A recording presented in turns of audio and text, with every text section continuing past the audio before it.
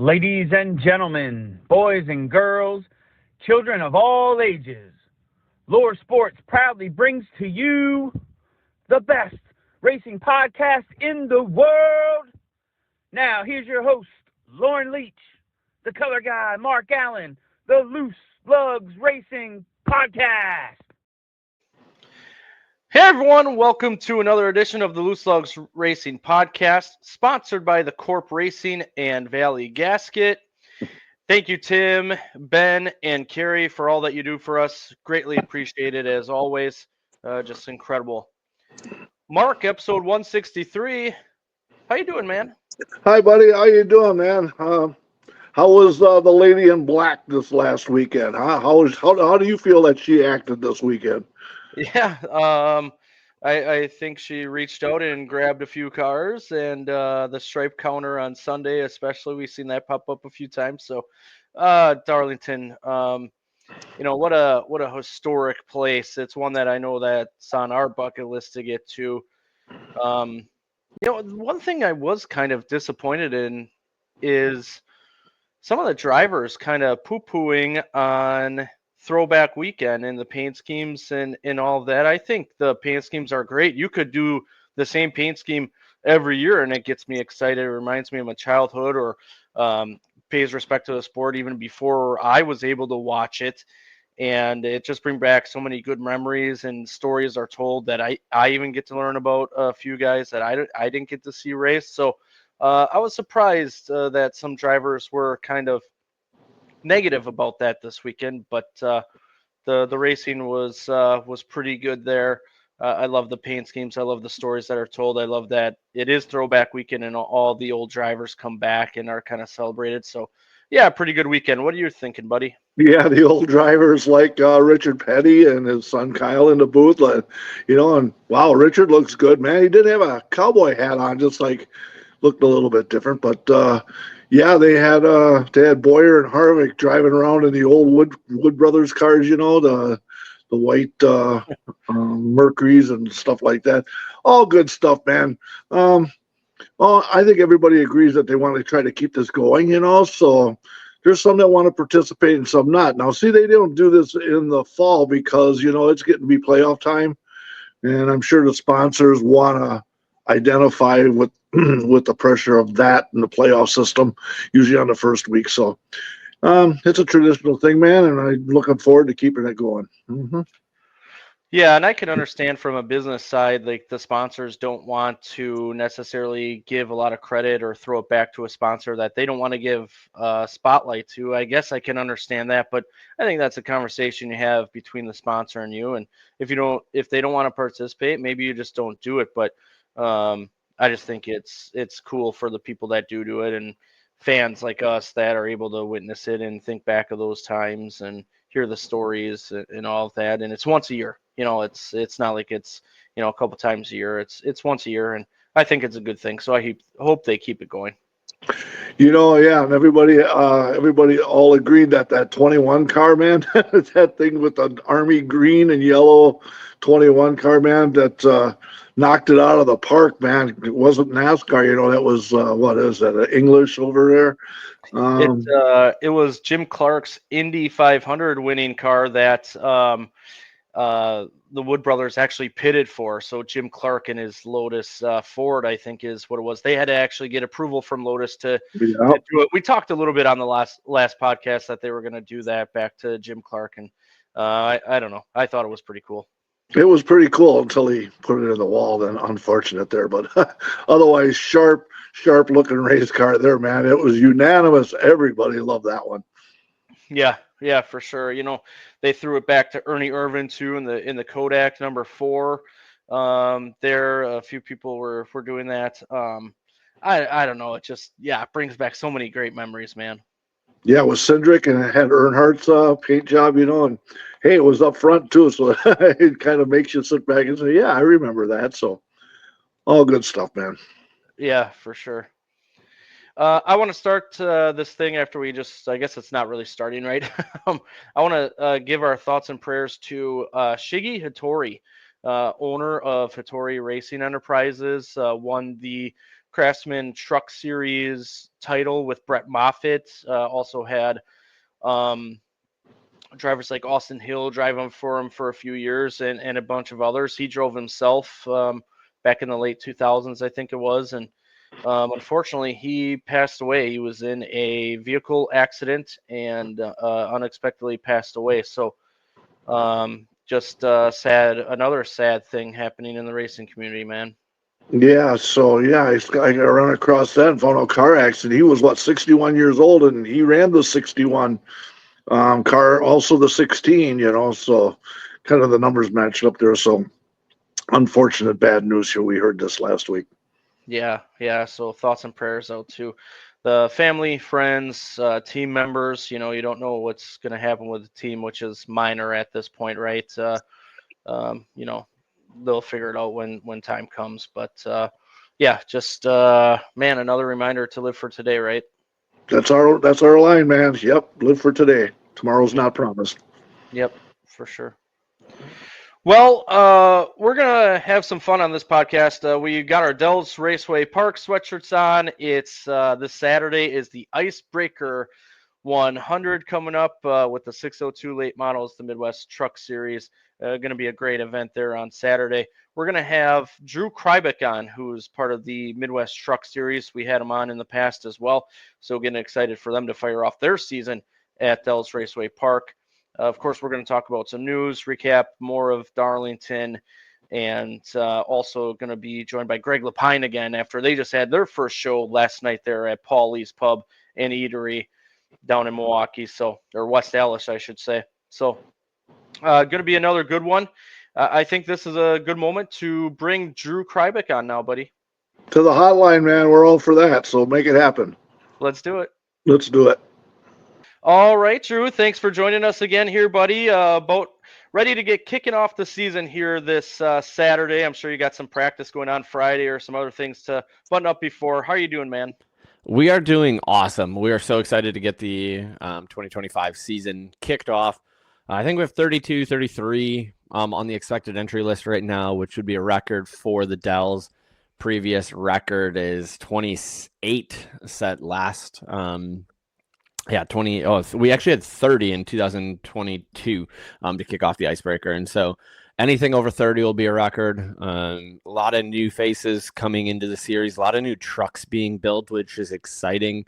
By my count, at some point this year, we should have close to anywhere from 52 to 54 turnkey ready to race trucks. The series has never been in this position before. We're far beyond the days of showing up to the racetrack and having 15 to 20 be a good count. And so really excited for the storylines. We have a really good rookie class. Just with Reichenberger coming off last year and the champion. Swan didn't win a race last year, has gone over a calendar year and a half. His last win was September of 2023. And so for him to go that long, he's going to be back ready to go. And then I think the other thing is we have a lot of really strong guys that are planning on running part-time, which means that when they come in, they're just there for the win. Guys like Chester Ace, Aaron Moyer are going to be part-time this year. They've stated part-time. And so we don't really know who's all going to be running for the full season until we get to our third race at Hawkeye. That will be the true test of who's in the championship, who's not, who's chasing it, and who should we keep our eyes on. Hey, Drew, great to have you on here, man. Good to talk to you here. Hey, man, there's been a lot of super late model drivers that's actually come on over to the Truck Series. What's their incentive? What is the incentive for them to join the Truck Series? I think it's really simple.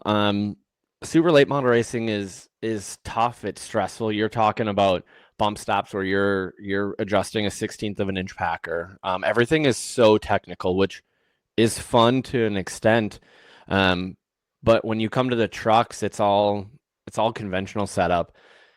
You can't outspend anybody in the truck. Everything is very much spec'd. And so it's spec MSD box. You have 4 different or 5 different shocks you can run. You have one set of headers that you can run. Everybody's on the same GM 602 engine. And so when you get down to it, when you show up to the racetrack, it's about driver setup and having fun. It's not so technical and it's not so stressful. And so we've really tried to keep that with the truck series of having that old school mentality of just show up to the racetrack and have fun. And so it's one tire a race. We try to hit a lot of single day shows. And so we try to control the costs, and just, again, it's tight competitive racing that when you win a truck race, like you know that you did something really special against a really tight field. And it's a truck body. So it's something completely different than a late model. I think there's something to just running a truck that these guys really enjoy.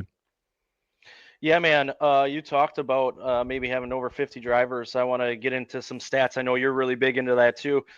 You had 49 different drivers in 37 different trucks last year, averaged over 25 trucks at each race, 6 different winners in 11 races.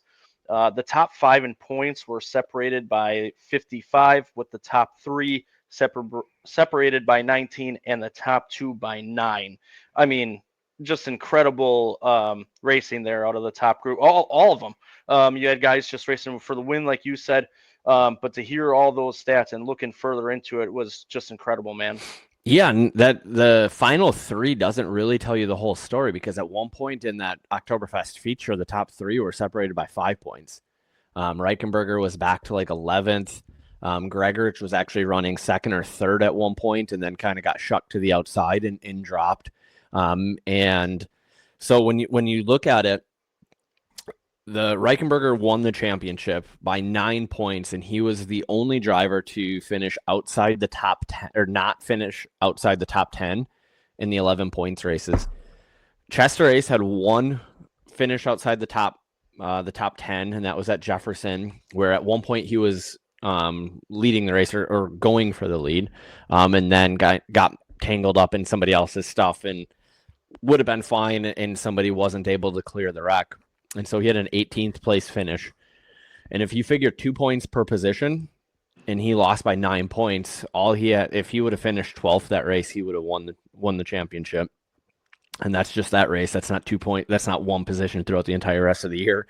And then Kreibich, he had one finish outside the top 10, and that was the very first race at the Icebreaker, where they were not able to get the truck to the Dells on the Friday practice. And so their first time in a new truck that had just gotten clipped was on Saturday in a 15-minute session. And so they did everything that they could to have that truck as close as they could, finished 11th in that race. But again, when you figure he was at one point almost in the points lead, or tied close to tying the points lead, when Reichenberger was 11th or something like that at Fast, they had a hell of a season for those top 3. I think we had the most points the first few races. It was like we had a new points leader every time. I think 4 guys or 5 guys at some point led the points, with Chester Ace and Jeff Holtz was up there. And so it was just a back and forth battle all year long, that when you look at it, 50, I think he said 55 points or something in the top 5. First to like 8th is 30 points in any feature. And so those points can swing really quickly. And so it came down to the final laps at Fast, which you can't script it any better than that, especially when, there's a lot of talk of the NASCAR point structure, and kind of the old versus the old school, run it out. When you have 3 guys within 5 points at the end of the year, within under 10, under 5 to go, that's like a promoter's dream. I vividly remember that weekend and watching that race, because I was working for Pit Road TV, and for a long time it looked like the one truck was going to take the championship there, Kreibich, and somehow Reichenberger battled back, and kind of Kreibich came back to him there. But that race was so entertaining to see the comers and the goers, and it kind of culminated your season there at the end. Yeah, and it started in qualifying. And this is the thing, like, I say I'm blessed because I know these storylines in the tower. Like, I understand what's going on. And so we try to convey to the announcing crew, like, as best as we can, whether it's now Pit Road TV for the streaming audience, or the PA announcer. So I made the decision to put the 5 in the points in the final group at Fest in group qualifying. Typically, it's done by practice speed. So we did the rest of the field by practice speed, but I wanted those 5 guys in the very last group. That way, no shenanigans could happen if it was going to be settled between those 5 guys. Well, as it rolled out, Kreibich was second to last, and Reichenberger was the last truck to roll out. And so the final lap, Kreibich comes across and hits fast time, which is 15 points. And so depending on where Reichenberger's sitting at, he could lose 14 points in qualifying. And then he comes across and almost basically matches Gregorich's time and takes second. And so it was like he took maybe what could have been a 14-point deficit down to a 3-point deficit. And so it's like all these little storylines are playing out, which then, because they're first and second, it splits them in their heat races. And so they know, Kreibich knows what Reichenberger did in the heat race, so now he has to go out and try to match. Meanwhile, Chester was like 25 points or something like that coming into it. And he just kept chipping away between the heat and the feature. And so it's like all of a sudden out of nowhere when we're running the points in the feature, it's like, oh, Chester is only 5 back from winning this. We kind of thought it was a 2-horse battle, and Chester came out of nowhere. Hey, let's talk about the drivers. Is it sort of like a band of brothers and sisters? I mean, everybody pulling the rope and trying to make this series so successful. I mean, you've really got some really good talent in the series. Yeah, it's done through it. These guys, I feel, have a really good respect for each other. They know the time and the energy. They're the ones working on these trucks. And so when they come into the series, everybody helps each other. Because we do travel, we create our own little world at the racetrack where we have our own trailer, in terms of the truck series, the series trailer, which really helps those guys not feel they need the track or anything. Like it's a true traveling circus. They come to the trailer for information. They buy tires from our trailer. They see these guys. And when, like you said, we averaged 25 trucks a race. I think we had 18 compete. Yeah, I think it was 18 compete at least 75% of the races. So that means 18 of them are traveling throughout the year together. Usually we're all pitted by each other because that's how these tracks like to do it. And so they just get used to each other. And we tell them, like, you guys are the ones that have to race each other every week. You can either choose to get along or choose to not get along. Not getting along is going to make your season a lot longer than getting along, and that's not to mean you have to lay over for them. I think if you had siblings or those best friends, like, you race those guys that you like even harder, but you still respect them. And I think that's something that we've been able to really establish, and that's been from John Wood since he's really taken it over. It's been about that respect since 2014, because in all honesty, they just didn't have the trucks. Pathfinder owned several of them, and so those early days, you wreck them, who's going to come to the racetrack? And so they learned to race hard, but just not do stupid stuff out on the racetrack, and to respect their equipment and each other. Yeah, the camaraderie within the Midwest Truck Series is really cool to see. I remember Cody Vanderloop and Eugene Kreibich hanging out after the races a couple times. A bunch of other guys. I remember Cody walking up to Jeff Holtz after a race, and even Aaron Moyer walking up to have a discussion with Jeff after that incredible race after the Joe Shear, or during the Joe Shear Classic weekend there. The camaraderie is really cool with the Midwest Truck Series. Yeah, I think that's established top down. If you ever want a beer, to come to John Wood's trailer at the end of the night. And that's something that he's, like I said, he's just instilled that. The trucks are usually one of the last ones to get loaded in the trailer. It's usually between Bryce Miller and James Swan of who's going to be the last one to load. And I struggle to leave the racetrack as well, because you have 5 or 6 teams that are always out at their trailer. The Danielle Bain crew is known to hang out around the trailer and have some beverages and just have fun. If we're not having fun, why are we doing it? And these truck guys, they like to have fun. They compete hard, but at the end of the day, none of us are making a ton of money on this. No, probably not. None of us are really making any money on this, if we're going to be honest. And so it's a hobby. And so if it's not going to be fun, if we can't all get along, why are we doing this? Right. Yeah, absolutely. I just talked about the Joe Shear Classic, which will be the second race on the schedule for the Midwest Truck Series, which was incredible last year. Last year, to start off the icebreaker as well, Chester Ace won that one. Great finish there. Dells seems to be one of those tracks that can create really great finishes for the Midwest Truck Series. What about the track and what about the trucks makes that possible? One, we've raced there a lot, so these guys have a really big notebook. Same with the Dells, or same with Madison. We've raced there a lot. It's a 2-groove racetrack. They also usually spray that outside, and so when you think of our 602 engines, they like to get them wound up, and so you're able to keep the momentum up. And so the trucks typically, you see the leader usually go to the high side if somebody's going to get underneath them, and then they're usually able to hold them off. The concrete's usually slippery, especially coming out of 4, and so that inside guy doesn't quite get the drive off. We could either go 50 laps green to checkered, or we could junk half the field. That seems to be how the Dells race goes, is that some of them are slobber knockers, and so some of them are really just clean upfront racing.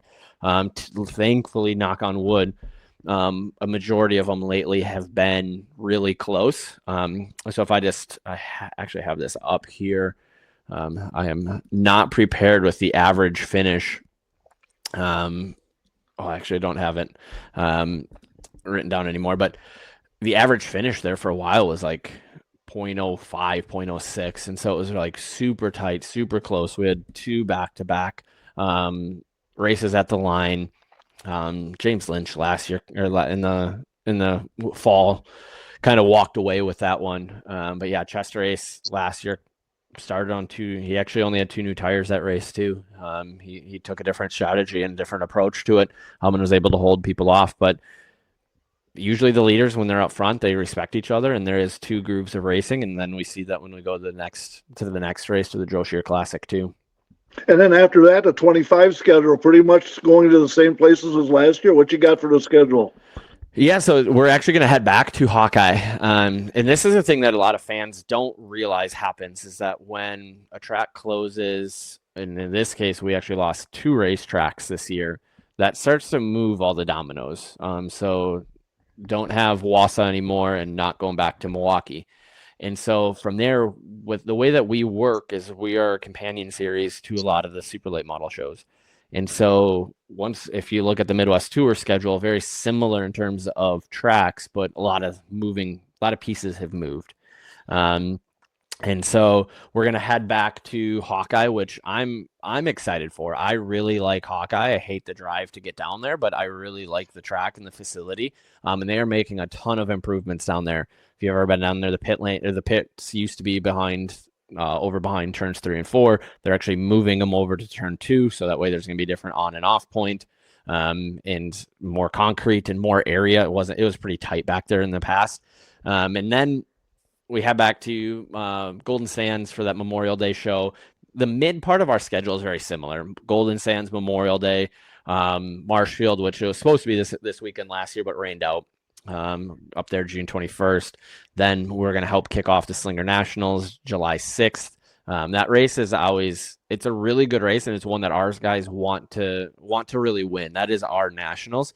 And we found a home on that Sunday. I love being a part of the Nationals that week and just help kicking it off in style on Sunday. And then we head to Jefferson, and they actually just announced, I don't know if you saw, it's not going to be the Orange Blossom 61 anymore. That's going to be the Barnyard to Brickyard race for Rich Bickle. Twin 75-lap super late model features. So ours is going to be, I haven't decided on a name. I literally just found out a few hours ago, so you guys could help me, thinking maybe like the Brickyard 50 or something like that, or the Barnyard 50 in honor of Bickle there. And then this is where it kind of switches up a little bit. Madison in July. Instead of that used to be the traditional end of August date. That's now moved up on the traditional Larry Deachin's Memorial Weekend. Dixieland Delight, which is in your guys' backyard there. For whatever reason, the leaders always put on a heck of a show there. Thankfully, because the rest of the field gets that track is tough for our guys. I think it's because they have to slow down. They can't keep the momentum up in 1 and 2. awesome race. So we love being a part of that event in front of the big crowd. Historical Tuesday night. We just love the tradition of that. And then we're going to try to get back to Grundy. Last year we went down in July and had 6 inches of rain in like 2 hours and had a monsoon roll through. So we drove there, practiced, and then left.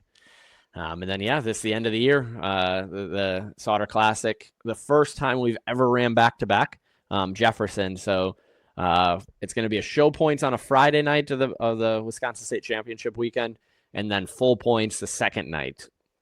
Again, we'll see how it goes. I expect to have a good turnout there. We don't have to drive to the track twice. We just get to go there once, stay 2 nights. Super late model guys race 4 nights at Fast. So racing 2 nights, as long as everyone behaves, shouldn't be an issue. And then we head to La Crosse, where last year we crowned the champion. And I decided not to keep the championship there. I went back to then where we're going back to the following. Fast on Saturday just gets to be a lot. And I don't feel like our champion gets the proper recognition. And so nice thing about Dells is they have that upper victory lane that they can invite the family into victory lane, and they can take their time in victory lane. Whereas it's nothing against Fast, because there's nothing that they can do when we're trying to run 5 divisions on Saturday. It's just everything. So bam, bam, bam. And personal reasons, I'm up in the tower from about 8:30 in the morning until the Big 8 feature. And so I don't get to see any of our guys. And I don't like that feeling of that same camaraderie that you talk of that we have with the Truck Series gets a little lost at Fast, just because Fast being what it is. So we'll go 2 weeks later to Dells and pray for good weather and not have it be 35 degrees. But that's where we'll crown this season. So that's kind of the 30,000 overview of the season. Every show's a big show. People ask me what race do I like the best, and realistically, every one of them that we've had on the schedule now is a big show, which is awesome to have been able to help create for the full year. Hey, in the middle of that, you also got the Midsummer Shootout, which was created last year. Brandon Reichenberger ended up taking that one home as well. Talk about how that came together and what the plan is for this year for that. Yeah, I was bored. It's an idea that I had for probably 2 or 3 years, and as with a lot of my ideas, I just throw them out on Facebook and see what sticks. Same thing happened with the flag sponsorship. Same thing happened with our official shirt sponsorship. And so last year we had 3 races back to back, which we don't like doing a back-to-back weekend to begin with, but we were doing 3 weekends in a row. And I was like, how can we create some excitement? How can we create some buzz around this? And I was like, well, let's do this bracket style challenge that you've been dreaming about for the last couple of years. It may have even been longer, since like the Tundra days. And so we took the top 20 in points and had kind of a first round where I think the top 12 all had a first round bye. And then 13th through 20th were all competing against each other. Ended up getting up to $700 for the winner. Excited to say this year is guaranteed $1,000 for the winner. We had Wabam join us, which is awesome to have them. They're such a supporter of short track racing. And so we are starting it, I believe, 1, 2, 3, 4, 5. I believe we're starting it at Jefferson, which Jefferson last year ended up being like a wild card race. And that was actually the second round last year based on how they all the rainouts and everything. And so it was like Tyler Noble took out Chester Ace because Chester was in a wreck. And then talking to Bryce and these guys, they start to pay attention to it because there's cash money if they get into the Final Four. And then if you get into the finals, it goes up to minimum 500. And so it was just one of those things. I love to create excitement, and we got fan engagement. So we had fans be able to fill out brackets. Just wanted that March Madness style feel with short track racing. And we were able to continue to build on it into this year. And it's something that I hope that can continue to grow. I really like being the first series to do a lot of things. And so because we're small, and John Wood has blessed me to be able to kind of run with however I want, we can move really quick. And so if we have an idea, we can go and implement it. So we'll see.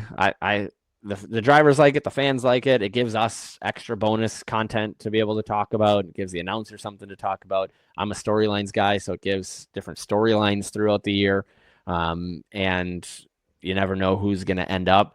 As it be, it was Reichenberger versus Eugene Gregoritsch in the finals of that. And little did the cream rises to the top always, right? And they were the final two kind of going into the championship weekend before Chester was able to sneak in to the championship hunt. But it was like, that was kind of it will be interesting to see if this year again, if the kind of the final four guys are the ones that towards the end of the year in the points are the ones that are looking at the championship trophy. Mark talked about this earlier about how it's coming back. It's kind of becoming a premier division of racing. Super late model drivers coming down. I don't even know if coming down is the right word to say, because you guys are a premier, even though you do link up with the Midwest Tour and things like that. But you're also a great feeder program at the same time. I mean, some of these rookie of the years that you've had, I mean, Bryce Miller, you mentioned, Levon Vandergeest. I mean, you've had Luke Fenhaus, Derek Kraus. Derek Kraus is a former champion. Levon Vandergeest, the same thing. Tristan Swanson moving up. I'm really excited to see what he will do this year. I think he's going to take a big step. I wish he was part of the Quickie driver development program with Bryce. I think that would be a really cool storyline, and two drivers that deserve it. But what an incredible series that you guys have built to be not only a feeder program, but also a premier series as well. Yeah, we found home in that. And I'm completely comfortable with who we are. And I think that's the thing is we're going to continue to grow and we're going to continue to become a bigger deal, but we're not going to lose sight of what has built the Midwest Truck Series. You saw what happened when NASCAR bought Arco. They all of a sudden are going out to Pikes Peak and they're traveling all over. And it was like, that wasn't them. They were a regional Midwest grassroots series that had 15 travelers and would bring in the locals, and then you had the locals versus the travelers, and we're Midwest, we're grassroots racing. And so because we have that 602, we become that good stepping stone before they head into a super late. So it's on a 10-inch tire, full body, 602, and we travel to so many different racetracks along with the super late model team. So when they're trying to maybe get seen, maybe get noticed, or some of their crews are with other teams as well that travel with the super lates, it just becomes an easier companion for them versus maybe, Big 8 races 8 to 9 times a year, very Grundy, before it was Rockford. And so they just didn't get to travel out as much. And so if you're looking for that track experience, we are at all the big shows and we hit all the asphalt tracks, basically in the Midwest, besides like in Elko and Norway. And so what better way to get experience on a big stage, especially because most of our races are streamed. So when you talk about, if they have hopes of growing and they have that funding, it's a lot easier to find that funding and that sponsorship because they are being streamed. Plus we have those veterans. And so the veterans can kind of help teach them how to race. And I think the veterans that have come into the series have owned that role, and I'm going to continue to really encourage them. You see what's happening in NASCAR, you see, Xfinity and some of that maybe some of that respect factor is out the window. But I think you can get it back. You need to have loud, vocal people in your series and in your quote unquote pit or garage area, to be able to take control of that. And we have that, and we have that respect factor with some of those veterans that I'm with you. I don't like saying coming down because we are our own deal, but I get why it's sad because they're driving super late models and we're in a 602. But Jason Schultz actually yelled at me for calling it a support series. He said we are a premier touring series. And so I'm trying to be better about that too, of owning that part of it. But at the end of the day, we know our role in the motorsports landscape here in the Midwest, and we're going to continue to lean into that. But it really helps that you work with the promoters of all the racetracks. That makes it a lot easier for you too. Also, there really there's some special track owners and promoters out there, ain't there? Yeah, we have a really good relationship with all of them. Every track, wants the truck series. And I'm not saying that to brag. We're asked to go to a lot of these racetracks. And so thankfully they continue to support what we're growing and believe in the mission that we have built. And somebody like Greg McCarnes sees the value in having the trucks in the Midwest Tour. And it speaks a lot when he's confident enough in his show to just have the Midwest Tour and the trucks there to say, hey, this is enough value for somebody to pay $25 for a ticket to come in at two of his races. That's all he has. And at Grundy may be the same thing. And so that says a lot to go, the trucks bring value, not just from the back gate. Because I think that's one of the knocks on promoters. Everybody just thinks they're making the money off the racer, but at the end of the day, we still need to have fans in the seat that help pay the purse and the insurance and the light bills and everything else.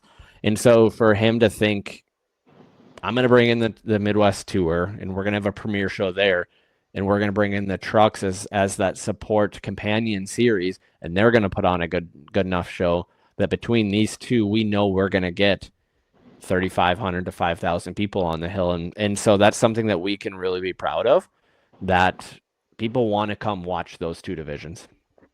Oh, absolutely. We talk about all the time about how the Midwest trucks are rank right up there with the top series, especially in our minds here. I want to go back to the Icebreaker specifically. So this will be the kind of the fourth edition, really the fifth that the Midwest Truck Series has been there. It got rained out in 2023, but James Swan has won one and Chester Ace has won two of them. And of course, last year was very close, but all time at the Dells, there's been 25 races. I mean, James Swan has won 6, Derek Kraus 3, Chester Ace 2, Kevin Kniese 2, and then Danielle Bain, Game Summers, James Lynch, Jason Stark, John Wood, Joshua James, Cody Hubred, Levon Vandergeest, Rick Corso, Sam Mayer, Tristan Swanson, and Ty Majeski all have wins down there at the Dells. I mean, that just puts another stamp on your series. Wow. Yeah, and James Swan, en route to those 6, he won 4 in a row. And so it's something that I don't think we'll ever see again. Because that was during a good time. It wasn't in the 2012 to 2014 era. It was started in 2020. It's just a good track for these trucks. And you've seen who's been in it. Having kind of that surprise winner hasn't happened recently. Like you said, Chester's won. He's come out of the gate strong, winning 2. He would have, I believe, one of these 20. He should have 3. I believe he got DQ'd and won in the 2020 season or 2019 season. When he was going to Levon Vandergeest, I think ended up winning the championship that year. But having kind of Cody Hubred was a good story. And then if you remember, that Danielle Bain race was kind of the redemption race after Fest when the late caution came out and Majeski got by her. And so every race seems to have a really good storyline with it. And so with 33 trucks, it's really anybody's game or anybody's race. It'll come down to the invert. It's going to come down to how cautions come, lanes picked, how the track bite comes in or doesn't come in, what that outside groove is like. And so you can pass on the outside here if the track bite is on. And there's varying tire strategies. There's going to be some teams on 2 new tires, some teams on 3 new tires, some teams on 4 new tires as we kick off the year based on how our tire strategy is for those full-time guys needing to get their tires checked in by Madison. And so teams have a different strategy when it comes to the tire game. And so that helps make this race a little bit more wide open because they're not all starting on 4 new tires. You talked about a great rookie class coming in this year. I know Bryce Miller is giving up his truck this year to a young driver, Austin Warner, coming up here from Georgia. What other rookies are a part of that class? And I just want to say I think you guys do a great job at really promoting the rookie class and doing a good job for your young drivers. Yeah, thanks. And it helps. We've had really good support throughout the year. So Legends Direct, Griffin McGrath, and Kevin Corsmo came on board this year as the rookie sponsors, as they've seen that same progression that you've seen. And so the trucks are bringing in a lot of attention to the younger racer. And so what better way to start branding your brand to those younger racers than in the truck series and kind of tying on to those. So this year, Robbie Rux is going to be running for Keith Slag for the full year. So I think he's going to be one. He has a little bit of late model experience, not enough to make him uneligible for the rookie of the year. Eric Wiz, and I believe it's Eric. I just have the last names here, so it's Wiz and Schrader, or I think Ryan Schrader and Eric Wiz. They bought a truck, and so they bought, I believe it was Rusty Hansen's truck. I try to keep track of where all these came from, or his other truck.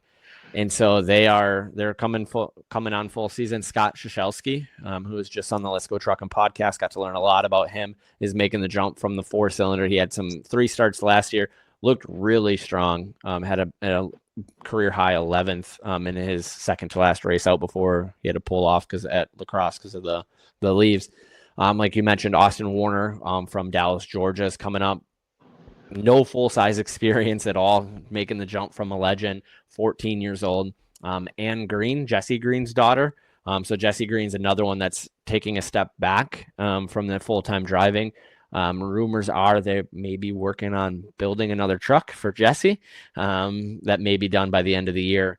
But Anne Green, she's not planning on running the full. I think she's going to miss 1 or 2, so not planning on running the full season. And then Cole Kurth, Kirby's kid, they've built a truck, and so he's going to be full-time. As of now, they all plan on being full-time. Like I said, when we get to Hawkeye, Golden Sands, Marshfield, we'll have a better idea of who's all full-time. So as of right now, 6 solid rookies. I don't think I've heard of any more. No more have registered. And then a few of those new guys like Clay Kurtz, who is new to the truck full-time, but not eligible for the rookie. Hey, who else helps you, man, behind the scenes? When I go over by the truck, you got all kinds of officials, and who helps you that people don't know about out there? Yeah, so let me pull up my list because we have a really solid team. First off, John Wood is the owner of the series. He's the one that took it over 2013, 2014 there. Has done a fantastic job just rebuilding this series. Sean Buckingham is our head tech official. I say for a series to be successful, you have to have a really strong tech person and a really strong procedure person, and Sean's that guy. Black and white, but builds the relationships with the rules or with the racers. Phil Wiesthoff is kind of our tire on the tech team, kind of our tire guy. Scott and Valerie Broughton. Scott used to race down in Madison. So that's kind of our tech team. Alexander Gilhart, he's been our flagman since he was like 17 years old. So he's really grown up with the series and been a vital part of the series just in terms of keeping control of the racing, allowing me to focus more on scoring and things like that. When like qualifying's out there or caution comes out, he knows what he's doing in the flag stand. Justin Utenbrook, he's our spotter guy, and I said you have to have a really strong Spotterville guy that can grab these spotters by the neck sometimes, figuratively speaking. I don't think he's actually grabbing them by the neck, people, but he's strong, so that way when I relay a message to the spotters, if they're not listening on the receiver, I know that message is getting delivered. My wife, I could not do this without her. She handles all the back end stuff, points, pay. Sends the pay sheet down to John's wife, Luann, who also helps run all the back. So if there's a trend here, the wives are the ones really running the stuff, the important stuff in the background. Who else do I? Alan Broggs, he's 608 Graphics. He's kind of a floater for us. And then we have a lot of people that just show up and help at random races when they can. But the crew are the ones that I really mentioned that have taken this since 2017, 2018. And really helped explode it into what it is. We couldn't be doing what we're doing without this crew and this core group.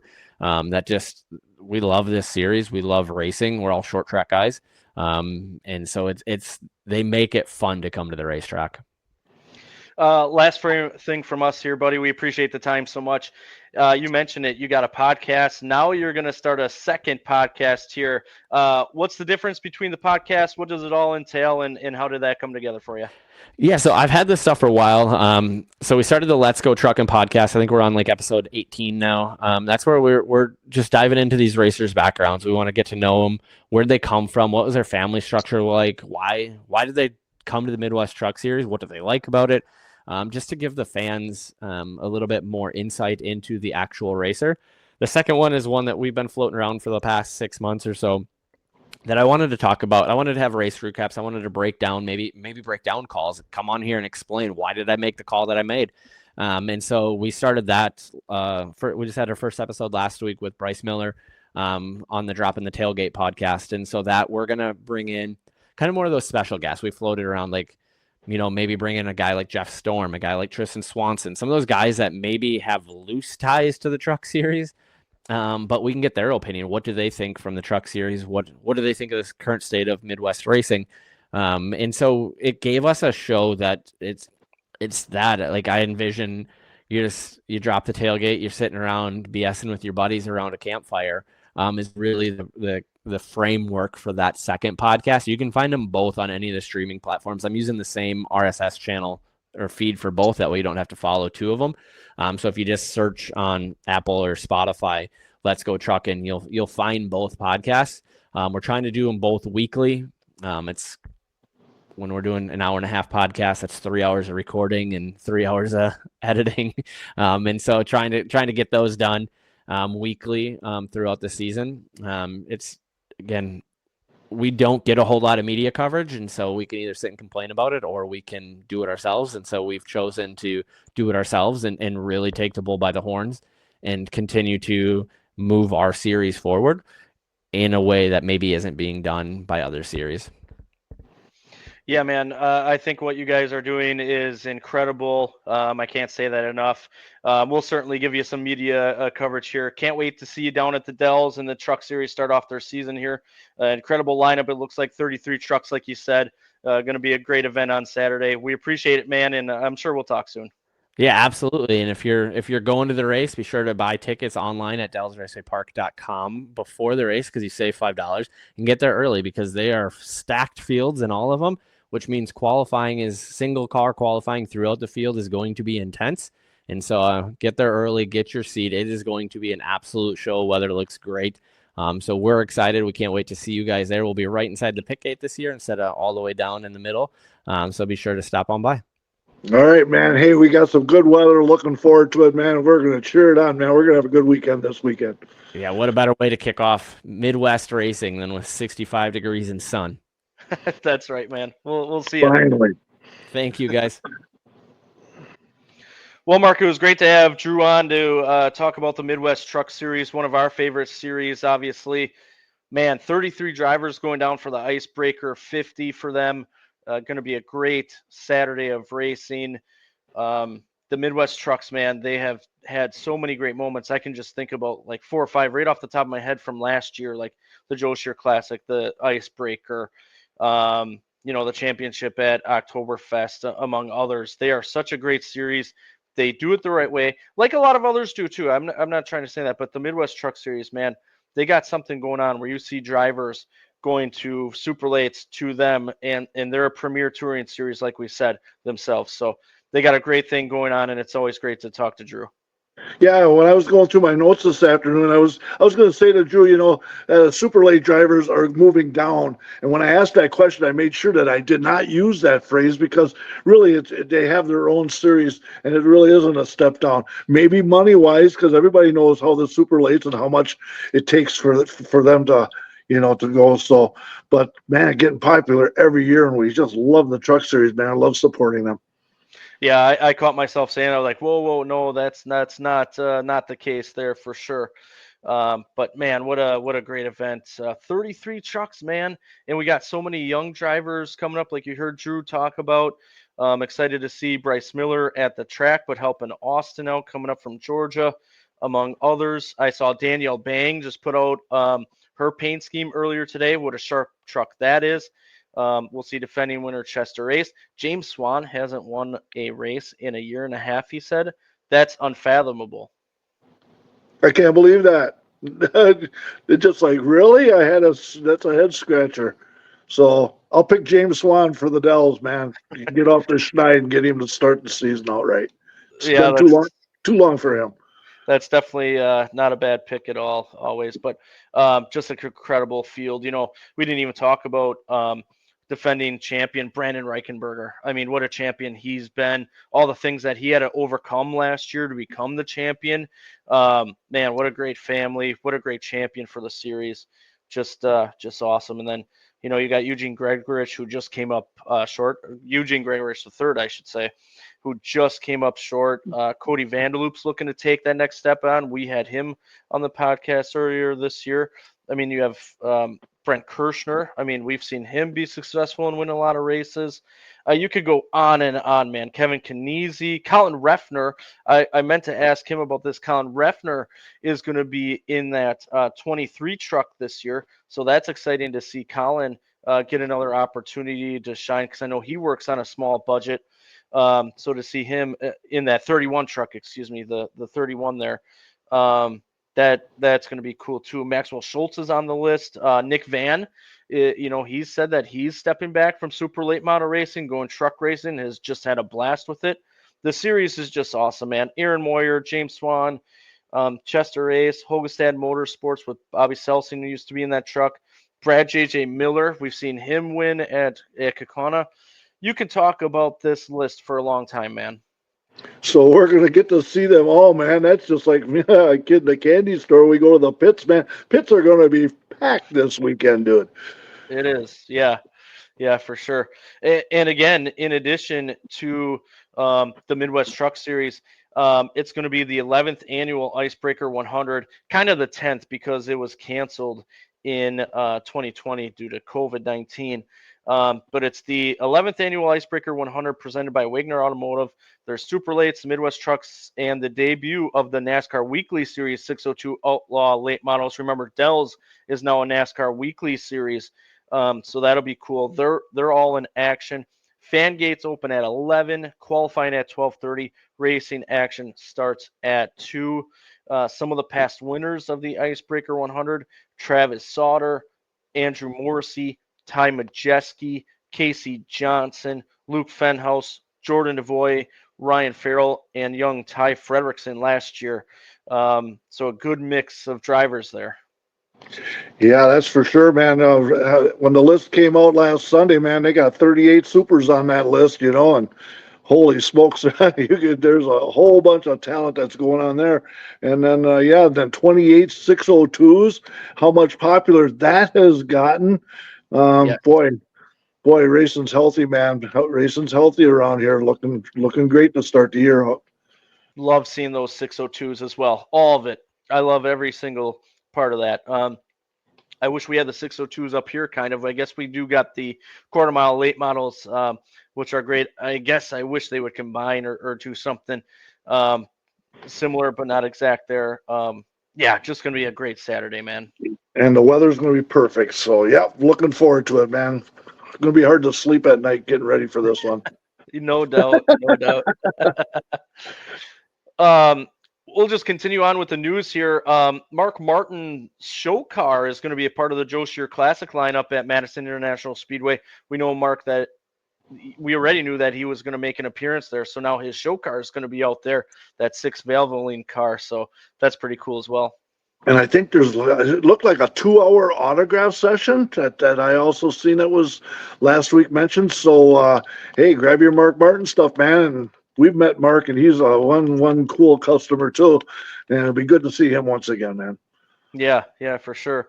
And then how cool is it that they're going to honor Rich Bickle, and the Orange Blossom 61 becomes the Barnyard to Brickyard race for Rich Bickle. How cool is that? Yeah, double features for that one, man. So that's going to be one heck of a show right there. Oh, no doubt.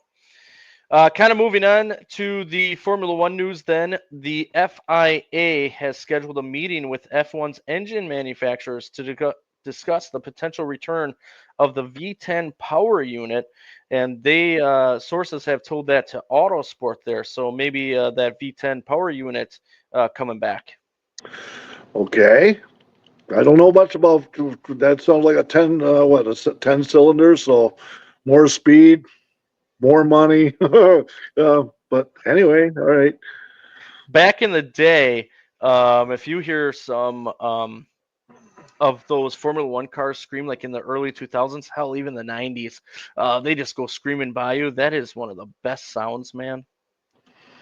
Yeah, you get that sound, man. You'll never forget it. Oh yeah, no doubt. Mm-hmm. Moving into IndyCar, Mankind, a company that develops products to help people manage medical conditions such as diabetes, will continue to sponsor Connor Daly, who was diagnosed with type 1 diabetes at age 14. It will be primary sponsor for him for 3 IndyCar races this year, including Long Beach this weekend. Awesome. That sounds like an awesome deal right there, man. Kirk Dooley has been named the Indy Next Series director. He was director of event operations at Indianapolis Motor Speedway before becoming the COO of Skip Barber Racing School in 2020. Okay, yeah. So, hey, did you also hear the news that came out today that the parking is all sold out at Indy?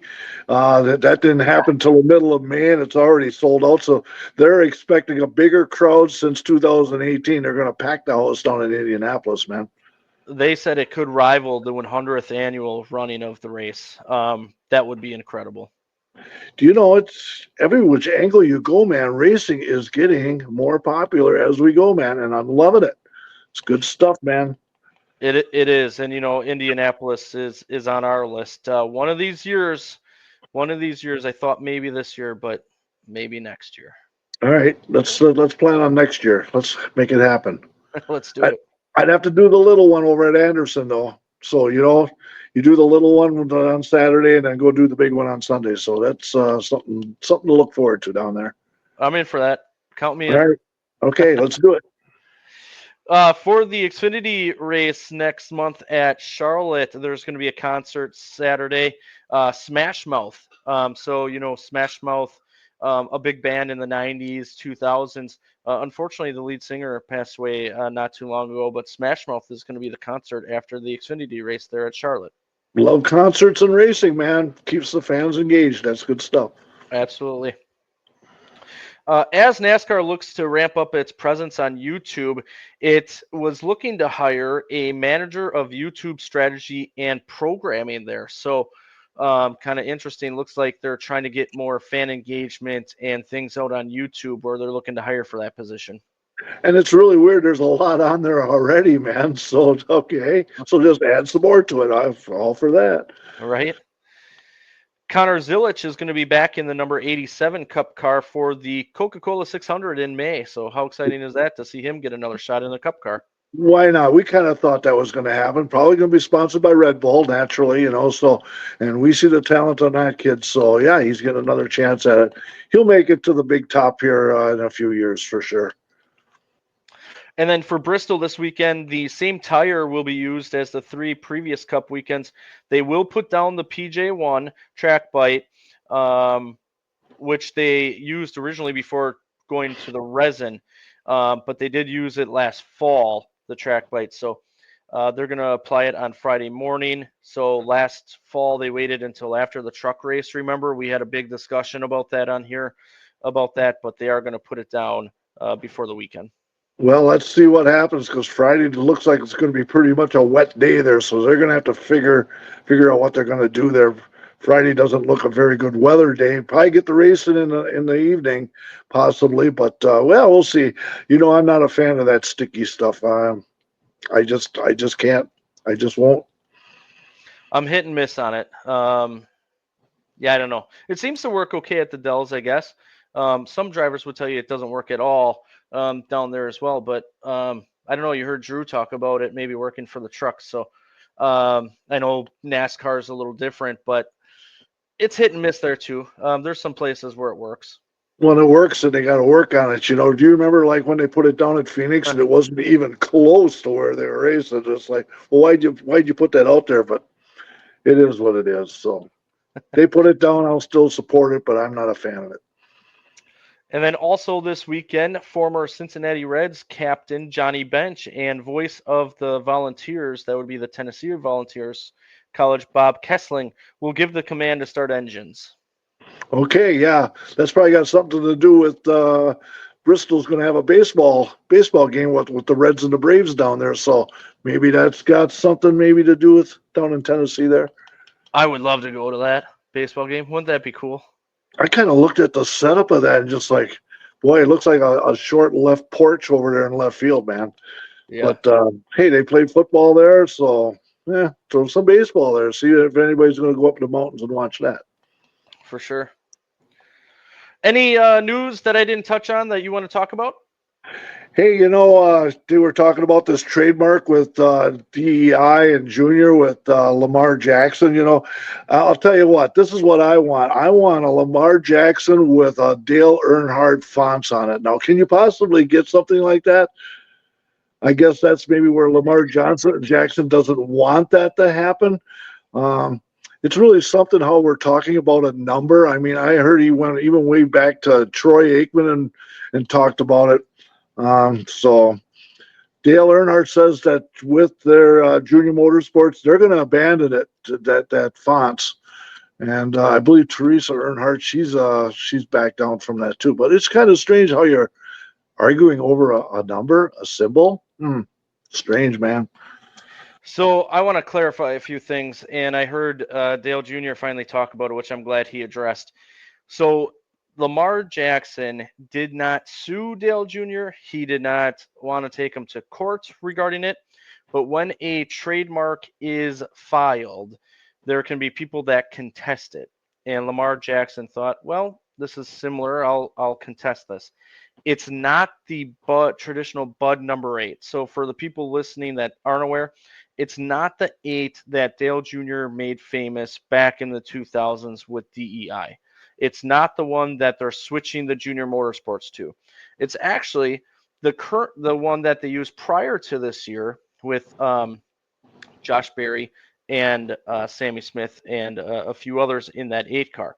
That's the font that they're using. And Dale Jr. said, we just filed it. We weren't going to use it. So they ended up not going for the trademark. So they didn't, honestly, it made bigger news than it needed to, because that font, the Junior Motorsports isn't even going to use it anymore. They don't care about it. And honestly, going back to the traditional Bud number 8, as I guess we all call it, is more memorable. So that they were able to get the trademark for that was great. So it made news. A lot of people made fun of it. A lot of people were posting buying Ravens jerseys, which is a shirt jersey of Lamar Jackson with the number 8 with Dale Jr. on the top. Like people had some fun with it. A few people were like, "Oh, I'd like to buy a Lamar Jackson figurine and it be confused with Dale Jr." That's not what it was about. Just you can contest a trademark, and Lamar was contesting it. And again, it was the other font. So it's not that big of a deal, but kind of an interesting moment at first, because it kind of blew up because everyone thought it was the Bud 8 that he was going after, and it's not. He does have something going with Troy Aikman as well. That I don't know enough about. I just know, again, trademarking a number and a font is kind of interesting. I don't even want to deep dive into that. I guess I'm just glad that Dale Jr. can run the old Bud number 8 font, because I like it. And he said, honestly, the trademark they could have used it anyway. They just can't trademark it. So kind of made bigger news than it needed to. But some people had some fun with it. Some people got really upset over it. But just know that it's not over the Bud number 8 font that us Junior fans all adore. Yeah, it was a head scratcher talking about a symbol. So that we were just talking about. But you're right. It was just brought up that way. So interesting story there. Hey, I see they put a price tag on California if they want to build that racetrack. What are they saying? $300 million to build a facility. And that's a hefty price tag, man. I think that's why it's sitting there idle right now. Yeah, we touched on this a few weeks, last week or 2 weeks ago, I think it was. And I have my doubts about California doing that, but they do have the land to do it. I think they're just waiting for the market to get better and then see what happens. Obviously, it's very valuable land out there, so maybe they don't do it. And we've talked about it a few weeks ago. They put a number to it now. We'll see what happens. I'm kind of treating it like the lawsuit right now, which there was a bunch of news that came out this week regarding the lawsuit that we won't get into again. But I'm kind of treating it as that until I hear like news that they're for sure not, or that something really concrete comes out. I'm kind of keeping an eye on it, but I'm not really paying attention to it. Well, a lawsuit that you also that was on the back burners with Legacy paid $45 million to Ware Racing, to get that charter, and so that's been on the back burner, and people have been talking about that also. Yeah, we talked about that last week too, and there was some more news that dropped today or yesterday regarding that as well. And I know there's like media now. The NASCAR teams like 2311 and FRM are trying to get Liberty Media involved and to release like F1's numbers and other teams' numbers and leagues' numbers to see what kind of revenue sharing they got. It's still messy. I know that I'll say this. I said I wasn't getting into it, but I'll say that. So I just said that part regarding the legacy thing. I know that there's now an injunction out there that says that legacy, or excuse me, I have it swapped there. Ware, Rick Ware Racing Rick cannot Ware, yeah. sell the charter for right now. So there is an injunction saying that they cannot do anything with that charter as of right now. So that's the news. I'll keep an eye on it. I'm sure you will. We'll give little updates like this, but honestly, it's got to work its way out more before it really makes main news. Yeah, what they saw was a restraining order, a 10-day restraining order, and so it's just like, wow, that means hands off. So that was interesting that came out today. So, hey, let's talk about a little local thing that came out today. I see that they got this Turn 4 tent event that's been set up for that companies or businesses can set up an event out there from June 12th to August 14th on Thursday nights, where they can have their co-workers and go out there. And so there's going to be something new over in Turn 4. That's run by Sarah Gilbert, and she knows the information behind that. And I thought that was exciting news to hear that today. Yeah, there was rumblings about that happening, where it can almost be like a second pavilion in an area for other companies and groups to get together over there in Turn 4. I know, like during the Dixieland 250, we've seen that be utilized, where they've gotten in a huge tent and do that. So I think on Thursday nights they're looking to do more of that. Honestly, we had the girls on last week. We got to get some girl racers on as well, but one person that I was kind of hoping would join us was Sarah, because her and Amber and a bunch of other people are putting in a lot of work to that stuff and really trying to and I know Sarah is the main contact for companies now to get out there and come and advertise and be a part of Thursday nights, and she's doing a fantastic job, and this is just another example of what she's doing. Absolutely. So exciting news that it's coming out of there, man. Somehow, some way, we might find our ways kind of dipping getting in there, maybe getting a ride for that. So one last other thing, hey, the ASA Stars were at a new racetrack this last week. What, Dominion, Pennsylvania? Yeah, that was kind of a different thing. And Cole Butcher sure seems like he's got his act together this year. Once again, pops another win. Derek Thorne got a second, and Garcia got third. And Ty Fredrickson, he started up front there. He was holding his own. He finished with 8th. That's not a bad finish at all for him. Looked like pretty exciting. Yeah, Austin Nason got a 9th out of there. So something like an exciting race that was happening on over at Pennsylvania. Yeah, Cole Butcher ended up taking the points lead as well away from his teammate. So Cole Butcher, is now the point leader for the ASA Stars National Tour. Ty Fredrickson, I saw him put a post out that said that they just made the wrong adjustments or something happened there where they faded back to 8th. But I viewed it as they were going to 8th. You have to remember, he's still only 16. So this is a big learning curve, and I think they're doing it the right way, where they're going to these different tracks, and to see him perform at this level shows that the talent that he has, the talent that the team has, and they're heading in the right direction. And I'm excited to see what else they do. Yeah, we'll see him at the Dells this weekend, man. So he'll be there. Defending So, winner. yes, defending winner. So we'll be looking forward to that, man. So, hey, I hear a rumor that we might be going to the hotline again, huh? Yeah. Yeah, let's bring Greg LePine on here for a couple minutes, talk about how their first show went. They kicked off their 41st season, like we talked about last week. So let's go out there, grab him, and then we'll have some more to talk about. Cool deal, man. Let's do it. Let's do it. All right, Greg, good to see you again, man. I know you guys had a great show last night. A lot of things happening for your 41st year opener. So how was it, man? How are you doing? I am great. Thanks for having me back on. I reached out to you a couple days ago, and I'm like, yeah, I forgot some things last week, but I appreciate you guys for having me on again. So last night was awesome. We had a great crowd out there, and Travis and Kelsey Dassall was there with talking about the new slinger owners. I mean, that's the biggest news of the year.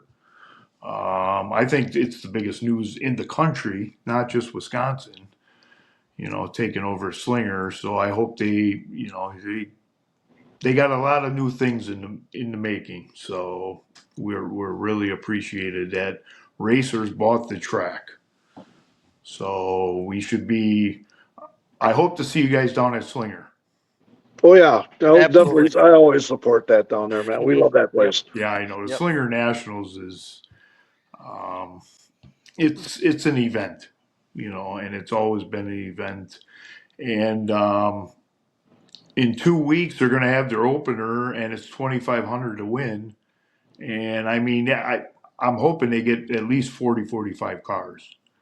2,500 for the limited late models is really, really, really good.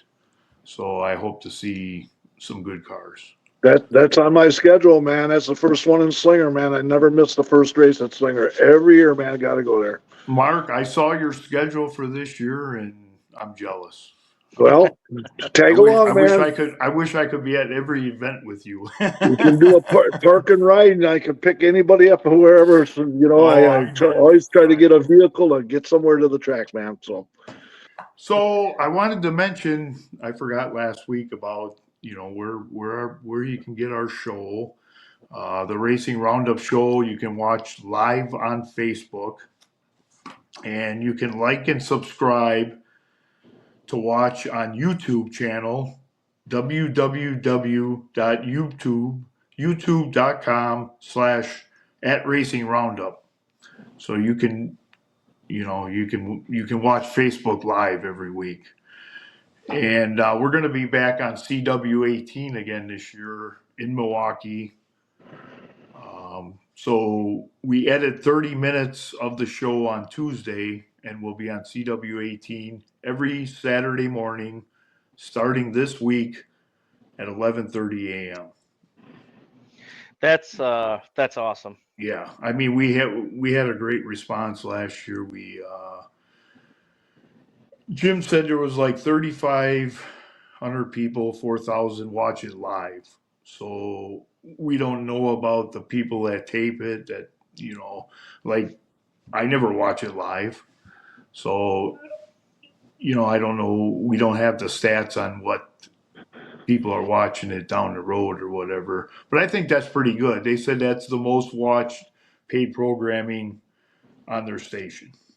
So That's huge. That is great news there, buddy. Yeah. So we're hoping that maybe down the road here, maybe next year, maybe 2 years, we get like in Appleton area with the CW, maybe Madison. We want to expand for more people. That's what we want to do.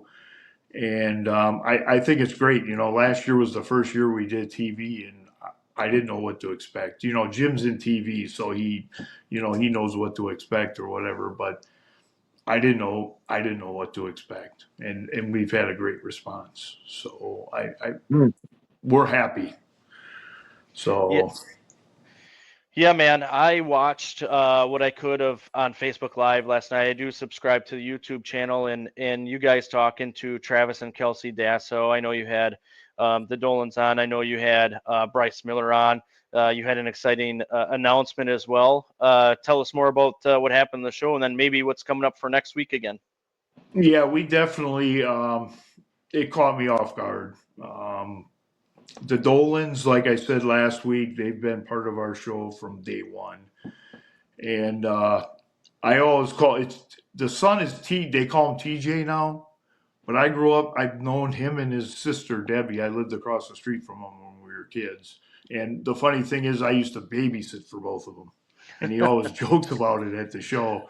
And I call him Teddy. That was his name, but it's TJ now. But he come up to me, he says, "We're gonna have a big announcement with a Dirt Kings race. We're gonna have a Ted Dolan Classic race. It's 50 years in racing that he's been in racing. You know, he still has a car, but he just doesn't race. He's going to turn 80 years old. So he says, I want to announce it on Racing Roundup. I mean, that's cool. That was so cool. I mean, Ted was almost in tears, you know, up on the stage when he heard that. And he says, TJ says, you're going to be the Grand Marshal. You're going to lead the field. They're going to bring his car out there, and he's going to get in it and lead the field to green. So it's at Plymouth on August 22nd, Dirt Kings race. All right. So everybody better mark their calendar. And it was funny because he even said, he says, I don't care if you like Ted, you like my dad, you got in an argument with him. I want you out at that race. I want you to support the race, and let's tell stories. And So we that's could a good. probably sit there all night with drinking beers. So that's a good weekend to go to Plymouth on Friday night because then IndyCar is down in Milwaukee that weekend. So since we're all on that side of the state, man, you can make a full weekend out of it. Yeah, you can make a whole weekend out of it. The only bad thing about it is Madison's got the ARCA race the same night, but you know, people are going to support both. So, you know, there's dirt and asphalt. So I support both. Greg McCarnes is a big sponsor of the show. So, Yeah. you know. Yeah. But I thought it was pretty cool that they wanted to do it on Racing Roundup. And we had Bryce Miller there, the quickie driver. And he's really excited about this year. It's kind of, he doesn't know what his schedule is yet. They're going to play it by year. But Madison is going to be his first race, the Joe Shear Classic. I hope he can, you know, make as many races as he can. It's not, you know, he says, hey, it's a low buck thing, but we want to make it work. So.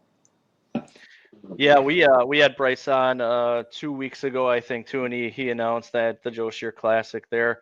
Yeah. What a great family, great kid. I know. Really Yeah, hoping he does well in that thing.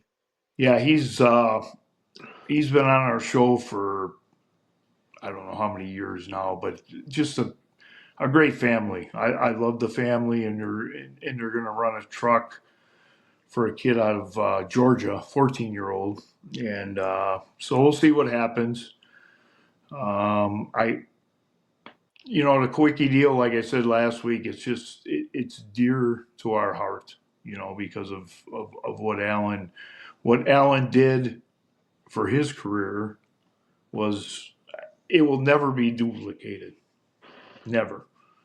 So it's just great. So It's so easy, you know, down here in the man cave. Within 30 seconds, I found the Racing Roundup show on YouTube, man. It's right there. So it's easy peasy. So the fans can get right to it and watch that stuff, man. Yeah. I mean, we appreciate everybody. We have a great following. Like you said, you've been at our show a couple years ago, and you've seen, and the place was packed last night. Somebody even said, "Well, I tried to get here at 5, and I can't even get seats." You know, so that's not a problem. I'd rather have too many people than not enough. Yep. So, yeah, next week we're going to be back for another show, and we're going to have Jeff Wessel on from HRP. That's one of our sponsors, Hefner, and he's going to be talking about Glenn Hefner passed away last year, and he was owner of Beaver Dam, part owner of Beaver Dam. So they're going to have the big race, the Glenn Hefner Memorial Race on Saturday at Beaver Dam, and it's just it's dear to our heart because Hefner's did so much for us with the show, and I've known them for 30 years, so the business is just great. So they're going to be talking about that next week, and yeah, we're just looking forward to another great year. So I think you guys are off to a great start, like always. No surprises there. Like I said, you guys are great people. You work hard at it. It's so accessible. Like I said, watching Facebook Live, like you said as well. YouTube, very accessible. Go out and give the pages a like for the Racing Roundup show because you guys do such a great job, and we need everyone to support everyone. So everyone get out there and support the Racing Roundup show. Thank you. I appreciate it. Hey, am I going to see you at the Dells there, man? It's beautiful weather there. Right now, I'm going to have to say probably not because my son's birthday and he picked Saturday night for dinner. All right. Then how about Beaver Dam the following week? Are you going to be there Saturday? Oh, yeah. All right. Well, we'll hang out there, man, because I then, plan on being at the opener there. Madison for sure. We're going to have, We'll be like there we said too. last week, we're going to have Mark Martin on the show. That should be pretty. Mark's got some good stories. And I just heard he's going to have the Valvoline car, the show car, at the Joe Shear Classic. Yes. And I just saw a video today. They just brought it by his house and he took it for a ride. He took it around his house for a ride.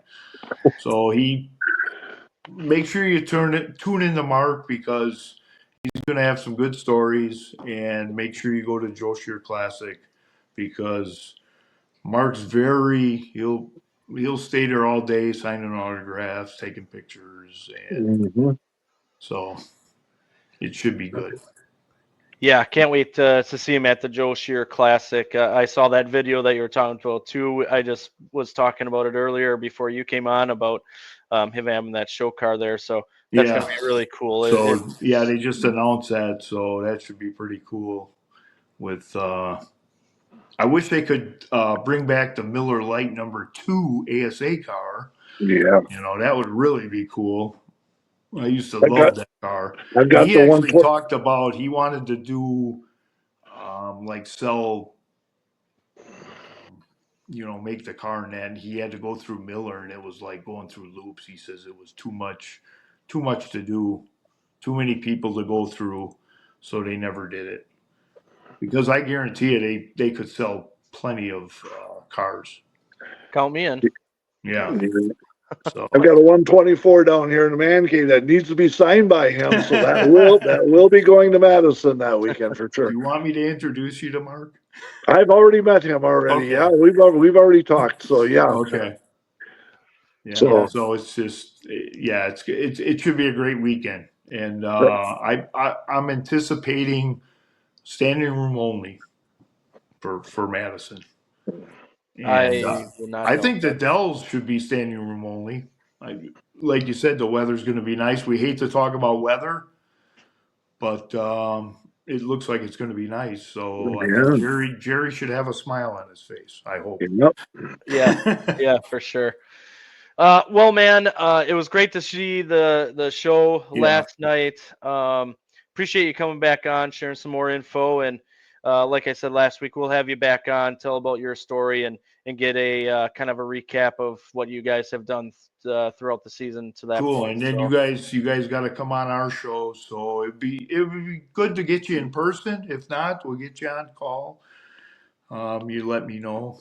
And I want everybody to support August 22nd at Plymouth, the Dolan race, and I think it's going to be a great night.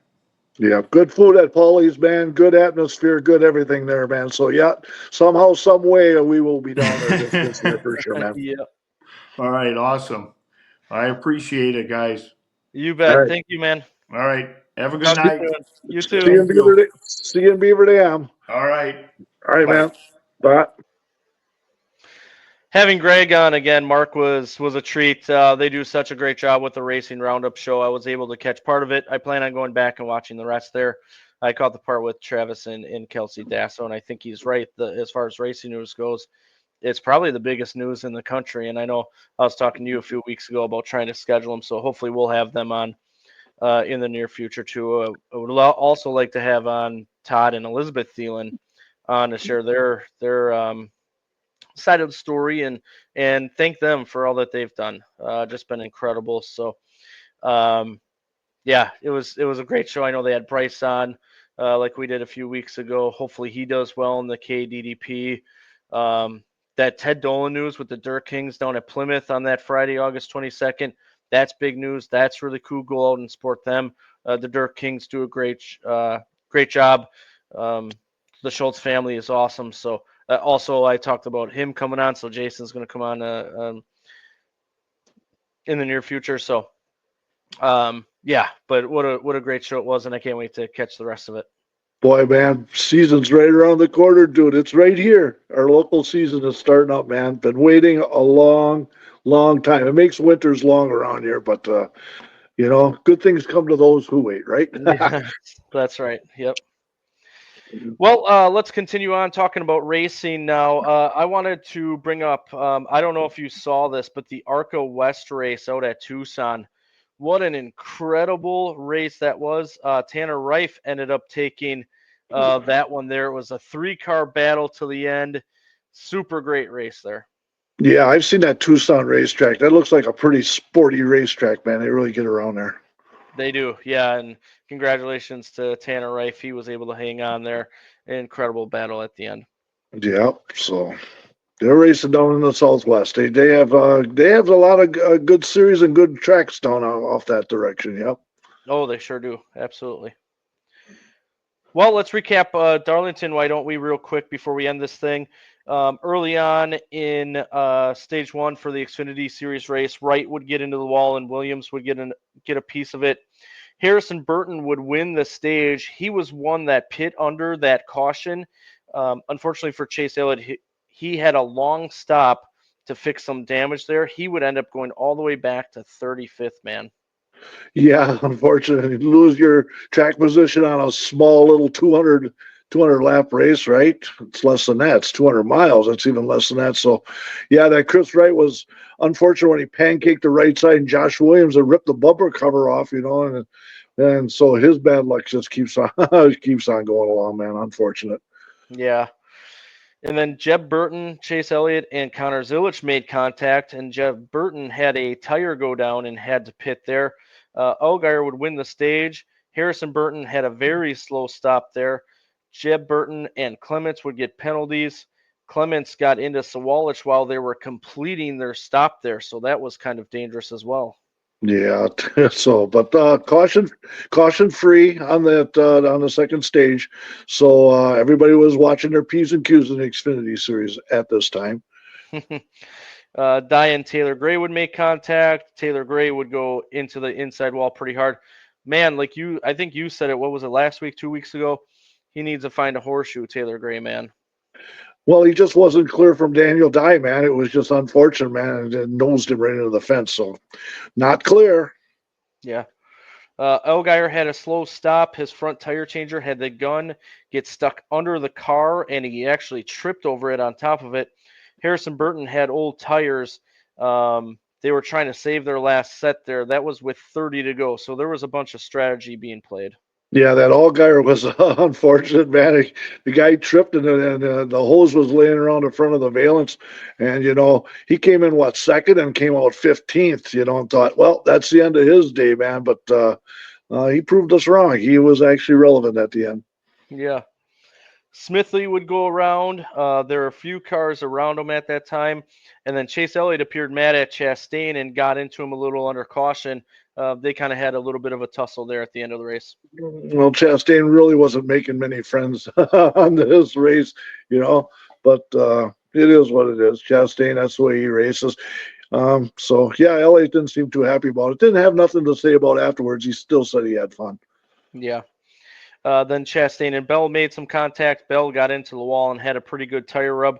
So like you said, Chastain wasn't making any friends at that point. Although Dale Jr. after the race said, "When's your next race?" and wanted him back in the car. So we'll see what happens with that. But then later on, Honeyman made contact with Harrison Burton. He would go into the wall. Honeyman, that is. Alfredo got big damage. Williams and Kyle Sieg got a piece of it. Chastain then had a slow stop here as the leader, and he and Bell made more contact on pit road while some stayed out. Yeah, so that Darlington has a way of, they're long pit boxes, but boy, all of a sudden it just seems like there's a lot of contact and a lot of issues when you're at Darlington there. It is, yeah. And then it was amazing that they didn't wreck on the last restart. Bell had a ton of contact there when they stacked up with the cars with older tires in front of them. Brandon Jones would go on and win the race over Elliott, Allgaier, Chastain, Kvapil, Zilich, Eckes, Sanchez, Sammy Smith, and Creed. Taylor Gray did get the fastest lap, 30.600 or 160.706 miles per hour. Yeah, it seemed like the fastest car pretty much won that. Brandon Jones, it's been a while since he won a race, man. And, we always see how that 20 car is so relevant, so definitely looked like a Matt Kenseth car, man. It was just, absolutely looks just like that, except they had the Menards on the side. But it's a fast 200-mile race there, man, at Darlington, man. Elbows up, and you got to get her done real fast there at Darlington. Yeah. Congratulations to Brandon Jones. It's been a few rough years for him, so cool to see him find victory lane. And on top of it, like you said, it was in a Matt Kenseth throwback scheme, so that was cool for us up here in Wisconsin. Yep. The only thing was missing was the Dollar General. That's what it absolutely looked like. The Cup Series then, unfortunately for Kyle Larson, he got loose out of turn 2 and hammered the inside wall. That was on lap 4. You see that bump over in turn 4, and they actually showed it even later in the race of how much of a bump that was there. And if you're off and down into the apron like that, man, it doesn't take much. Once again, maybe the greatest wheelman in racing, and he loses it. And it's just a head scratcher, man. Must be difficult to drive these cars, huh? Yeah. Turn 2 was visible with that bump as well. Yeah, it was very more than we've seen before. So, heck of a bump there. Hocevar would spin after getting a flat tire by hitting the wall. Yaley got into the wall, stayed green there, and then Hocevar and Herbst would make contact while Byron, who was leading, was trying to get by. Hocevar spins and gets up into the wall. Byron would end up winning a 2-lap shootout. Poor Herbst, he didn't have nowhere to go with that one, man. All of a sudden, but Hocevar was not clear at the time, and so he ended up chopping them. So, hey, there was also an issue that was going on that some teams had Wi-Fi down there and some didn't. So a lot of them like to watch, and have Wi-Fi so that they can watch other competitors and what they're doing. So, not all of them lost. It was just here and there, so there was a little bit of difficulty there. Yeah. In stage 2, Brad Kozlowski would spin. His right rear was flat, but the lug nut actually fell off of the car. He's lucky that the tire went down. Otherwise, the wheel probably would have fallen off there. And then a few laps later, the caution comes out for debris. So when that happened, there was no caution. I think they finally realized that there was that lug nut on the track there through the caution. And I was saying there that whole time after they showed the replay, where did that lug nut go? And it stayed on the track. But it was way in on the inside wall, and it was nowhere even close, And then they threw a flag, 3 laps later. Good camera work, seeing the nut come off, when Keselowski lost it. The one that really got it was Eric Jones. Eric Jones was coming into the pit, and if you heard the video on there, I've never heard Eric Jones get that emotional about a call, but that would make me mad too. I don't know. That lug nut was not nowhere as a hazard, but it definitely helped some drivers when that caution came out because some were still staying out and some already pitted. So it was unfortunate during that time. Yeah, once again, a big moment in the middle of pit stops there. We've talked about it every week, it seems like, but Byron would end up sweeping the stages. Yeah, and so and the 9 car Elliott, he ended up pitting twice, and so thought that was the end of his day. But man, Byron all of a sudden after 2 stages, man, he led every lap so far. Yeah, dominant, absolutely dominant.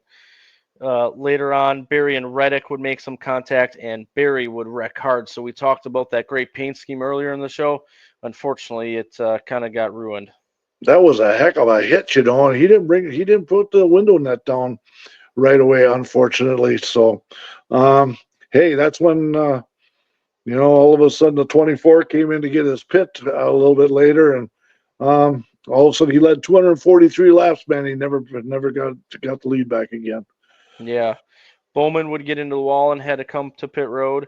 And then Blaney gets by Reddick with 7 to go. Reddick would get into the wall out of turn 2. And just after that, Larson spins again after slowing up in front of Wallace, and Wallace couldn't check up in time. Larson was kind of checking up because he saw Reddick get into the wall, and Wallace just couldn't check up in time.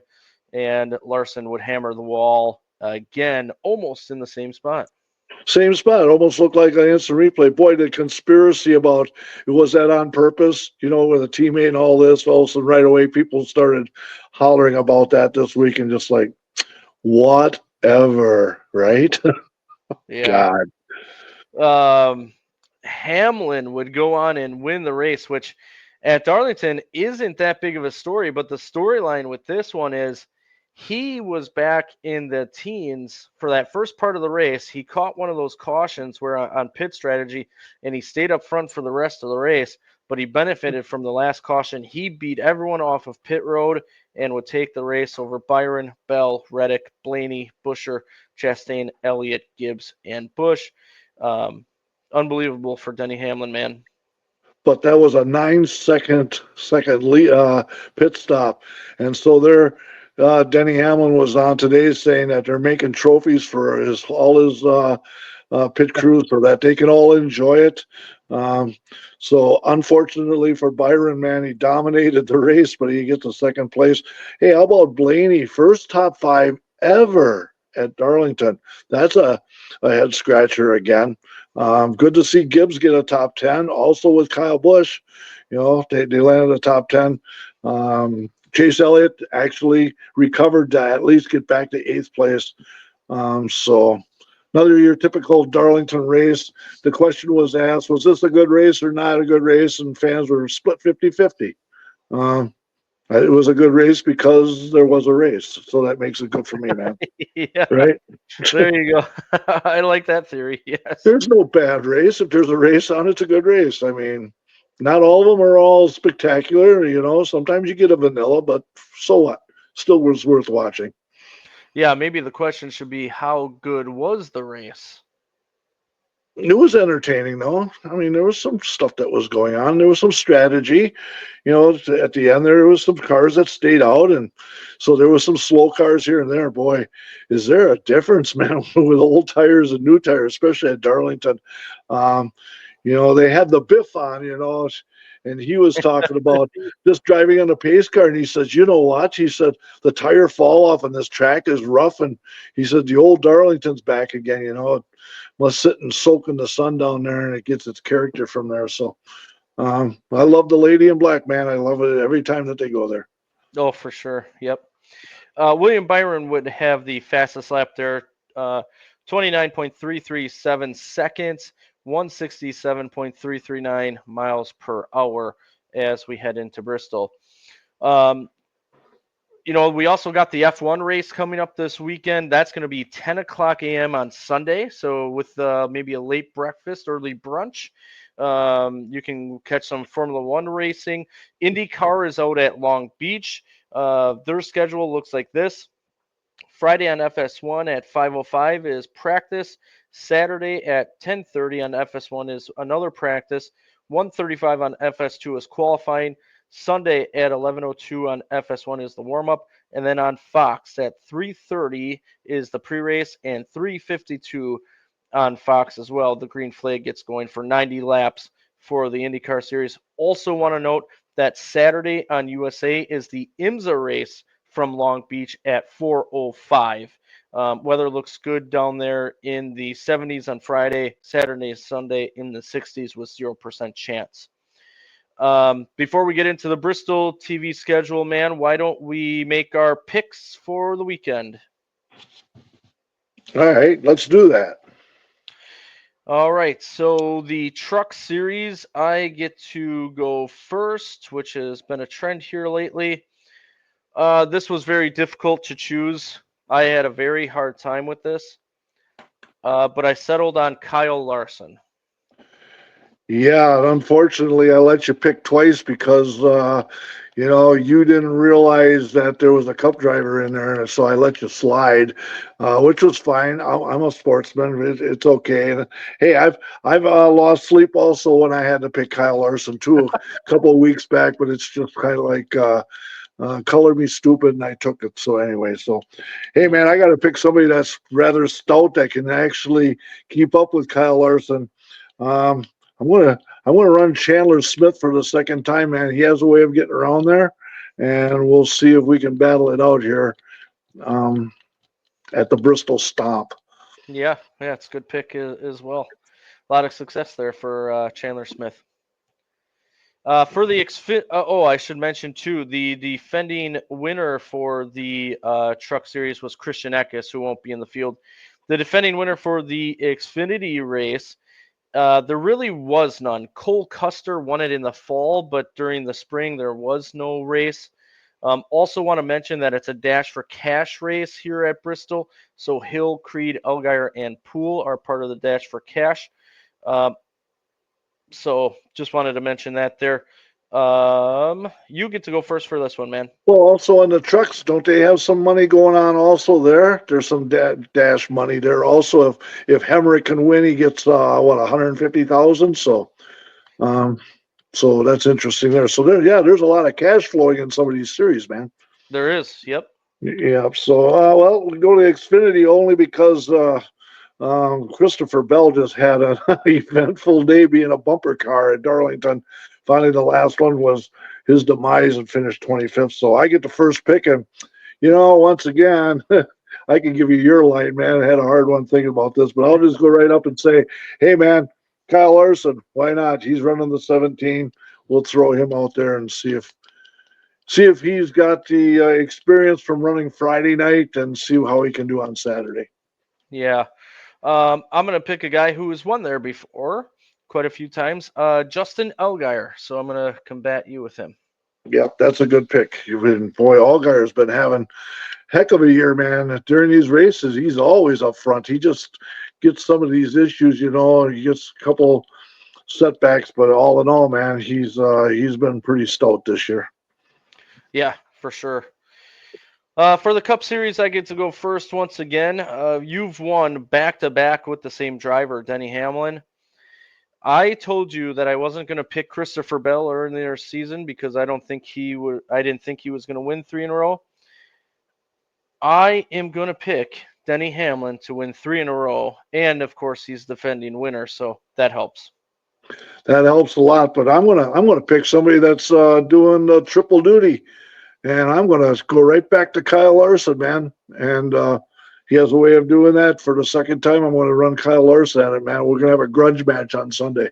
It should be fun weekend there. So the TV schedule looks like this. Down at Bristol, Friday at 2:35 on FS2, truck practice and qualifying. 6:30 FS1, the truck race gets going. 65, 65, and 120 laps for the stages. In the 50s, 80% chance of moisture during the day, 40% at night. So not looking so hot as of right now. Saturday at 10:30 on the CW app, Xfinity practice and qualifying. 1 o'clock on Amazon Prime Video, Cup practice and qualifying. and 4 o'clock on the CW. The Xfinity race will get going. Stages of 85, 85, 130 in the 50s with a 20% chance. So that's iffy there too, I guess. And then Sunday at 12:30 on FS1 NASCAR race day, 2 o'clock, the Cup race will get going. Green on FS1. Stages of 125, 125, 250 in the 60s with 0% chance. So Sunday looks great. Also, again, the icebreaker coming up here at Dells Raceway Park on Saturday. Mark, you're heading somewhere on Friday. Chilton out there for their opener. So that sounds like a good time that you're going to be having. What time do things get going out there? Oh, that race, it's racing, qualifying at 5 o'clock and racing at 7 o'clock. They got an awesome fish fry out there at Chilton. So there's no excuse not to go out there. It's supposed to be, wear your woolies, and dress up for it. And brand new race cars getting on brand new dirt. Looking forward to that on Friday. And then get home and then shake down real quick and get down there right away on Saturday morning. And then I'm going to be down in the pits and get the videos going. And we'll look at some brand new paint jobs and some cars. And we'll talk to some people and racing. And oh my God, man, it's almost like Christmas. I'm looking forward to it. It is like Christmas. That's a good analogy there. And then, of course, the Icebreaker 100 on Saturday with the Super Lates, Midwest Truck Series, and the newly NASCAR Weekly Series 602 Outlaw late models will be in action. Fan gates at 11, qualifying 12:30, racing starts at 2 o'clock there. So going to be a great weekend of racing, a ton of racing with, you got the Chilton on Friday, Icebreaker Saturday. We got the Xfinity Series, we got the Truck Series, the Xfinity, and the Cup Series all going, in addition to IMSA, Formula One, IndyCar. So if you didn't get your full, you can get your fill here this weekend here, man, and have a great time with it. So it's not enough. No, really, honestly. Yeah, it's set the recorder for Saturday, man. So if you're at the Dells, then hey, I bet you it's going to be a packed house down there, man. If it's going to be talk about that. Looking like 99 cars right now are registered to race down there. The pits are going to be full. Man, I haven't seen so many people since Oktoberfest practically, or since the Halloween. So it's going to be good to see a lot of people and see how they fared through through this long, cold, grueling winter. And so we can finally get out, and enjoy the spring sunshine. And here we go. Yeah, for sure, man. Looking forward to seeing everyone this weekend. Thanks to Greg LePine and Drew Kreibich for joining us earlier. We appreciate it. Thanks to Tim with the Corp Racing, Ben and Kerry with Valley Gasket for all that they do for us, of course. Thank you to you, Mark. Appreciate everything that you're doing. Looking forward to seeing you Saturday. Thanks, everyone, for your support. Hope to see you at the Dells Raceway Park Icebreaker 100 on Saturday. Or, hey, we'll talk to you soon. We'll see you at the track. That's where we'll be. See you there.